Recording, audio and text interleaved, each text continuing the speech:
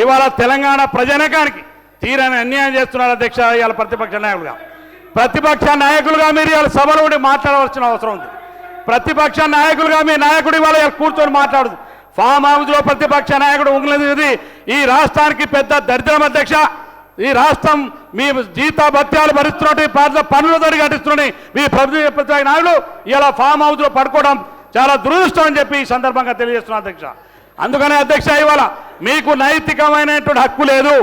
మీరు 6 గ్యారంటీలు చట్టబద్ధాలు కల్పించాలా కానీ మీ నల్ల లంగి వేసుకొని మీ నాయకుడు రావాలని నల్లగా వేసుకొని రమ్మని చెప్పండి.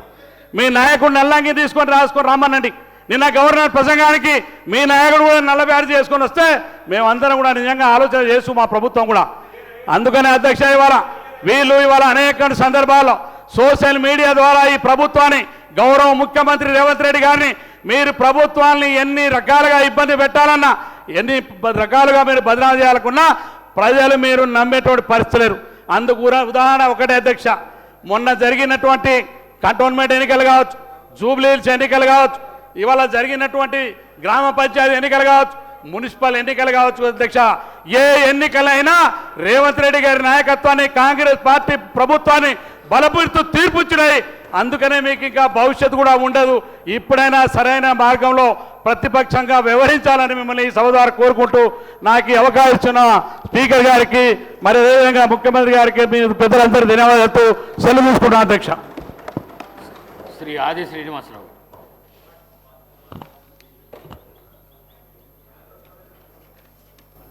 అధ్యక్ష,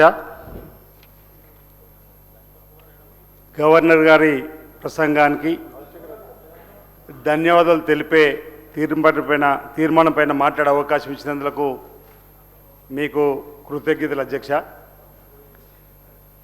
2 ఏళ్ల మా ప్రభుత్వ పాలన ప్రజాపాలనకు అద్దం పట్టేలా గవర్నర్ గారి ప్రసంగం ఉంది.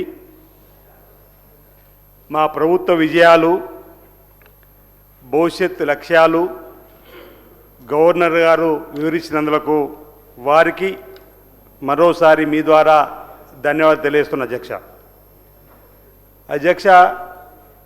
మా ముఖ్యమంత్రి శ్రీ రేవంత్ రెడ్డి గారి నాయకత్వంలో మా ప్రభుత్వం అభివృద్ధి సంక్షేమ ధ్యేయంగా అడుగులు ముందుకు వేస్తుంది. అన్ని వర్గాల అభ్యున్నతిని ఆకాంక్షిస్తూ మా ప్రయాణం కొనసాగుతుంది. ఇందిరమ్మ రాజ్యంలో సకల జనులు సంతోషంగా ఉన్నారు.